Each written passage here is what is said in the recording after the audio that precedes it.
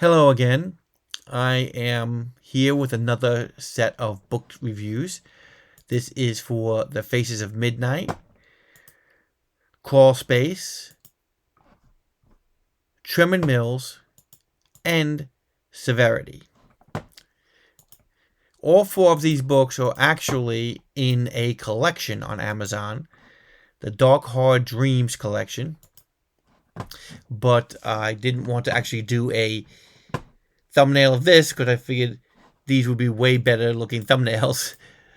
But I'm going to cover all four of these books by the same author, Dan Padavana, who wrote Camp Slasher, and that made me interested in picking up these books. So let me get to my intro, and then I will get right into the books.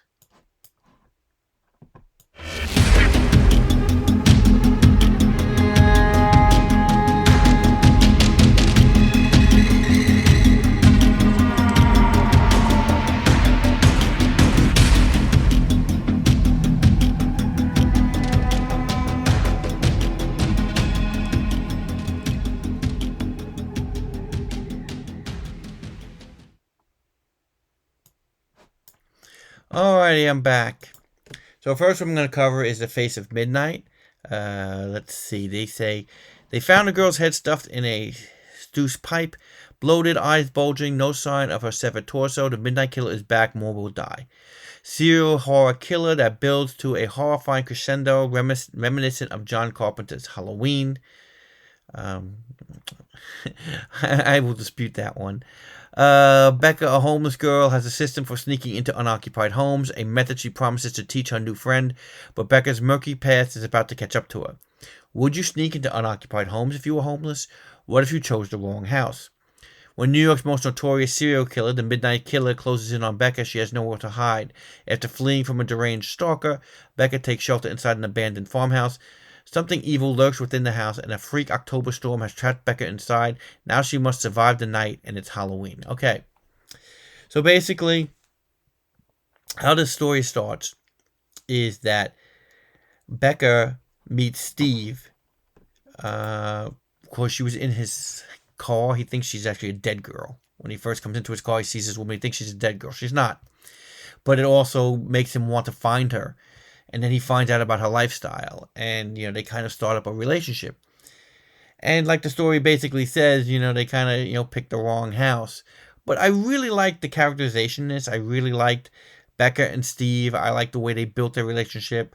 I also liked how they kind of hinted, once they picked the wrong house, what they were, where they were going with it, the trapped feeling, the intensity, I guess, of the story was good. It wasn't great. I didn't think it was a great novel, but a great story, but I did think it was a good one. I thought it was definitely average, maybe a little above average, but a story that I did enjoy reading, and that is The Faces of Midnight. So, from that, we'll go to Crawlspace. This one, they thought nobody was hiding in the attic. They were wrong. Jerry moves into Kelly's decrepit apartment complex, where a series of bloody murders occurred years ago. Soon, Jerry discovers a hidden entrance in the attic, a crawl space through which he can secretly enter his neighbor's apartment. But he isn't the only person aware of the secret entrance, and now his friend has gone missing. Down the road, a farmer is found murdered, dismembered, head nailed to a stake for all to see. Perhaps the murderer, who was never caught, has returned to King Grove, or is it a copycat? The attic above Jerry and Kelly's bed will not stay quiet. Strange noises in the dead of night. Is someone hiding in the crawl space? Now, out of all four stories, Crawl Space is my favorite story. I also really like this cover. It's actually, I think, probably my favorite cover too. Out of all four of these covers, is Crawl Space. Severity is kind of a cool cover, but Crawl Space actually is kind of the coolest cover. The story about Crawl Space is really cool because basically this guy named Jerry, he meets this woman named Kelly from an accident he has. Very intense opening scene in this book. And she basically nurses him to health. So he gets to find out about her.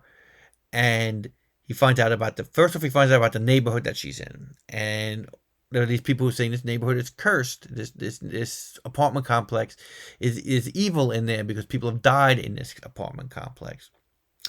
So, they're like, you shouldn't really be there. You shouldn't really stay there. Stay by that apartment complex, but it's kind of bad. Then you find out that, when she wants to go back to college, Kelly also went to college there. And as soon as he mentions her name, they're like, you got to stay away from this girl. His guidance counselor, you got to stay away from this girl. She's bad news. I can't go into it, but you got to stay away from this girl. Then, of course, this girl also has this jock boyfriend. Well, not boyfriend, but this jock that's around her. That's kind of, the typical kind of meathead jock type of thing. You find out some more stuff about him. And you also find out about this crawl space. There's this crawl space that they find that's in front of her, on top of her closet, that goes into different rooms in the apartment complex, in the whole motel complex. And, that's also a big part of the story as well. But the real nice thing about it is these different characters, is all of these, like, things about, who's can you trust? What's going on? Is the place haunted? Is Kelly somehow behind this? Is there something else going on? What about the hot neighbor on the corner? Is she got something to do with it? And I really like the way he interweaves all these different characters and the way you really care about them. Like I said, out of all 4 stories, this one I really did like. This one was definitely above average for all 4 stories, and I really think if you're going to read one story and you're not going to read any of these 4, I would definitely pick up Crawlspace. It is my favorite out of all 4 books. Next one I'm going to talk about is Treman Mills. Okay. This is frightened alone, trapped inside an abandoned building by a bloodthirsty serial killer. He's somewhere in the dark, closing in on her. Rachel is running out of time. The old building is falling apart. Dripping insulation from the ceiling. Rats skitter through the corridors. Roaches crawl through the walls. Somewhere on the first floor, a gang of thugs pursue Rachel and Charlie. But Charlie is missing, and something far more dangerous than the thugs stalk the darkness, searching for them. A killer walks the corridor, a monster, and he could be anywhere. Rachel must find her way out of the building and evade the gang of thugs searching for her, but the killer finds her first.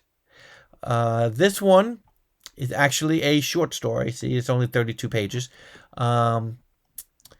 This is interesting. Basically, the way it starts is Rachel is trying to convince Charlie to leave this abandoned building he's trying to break into, because Charlie is looking for sports memorabilia.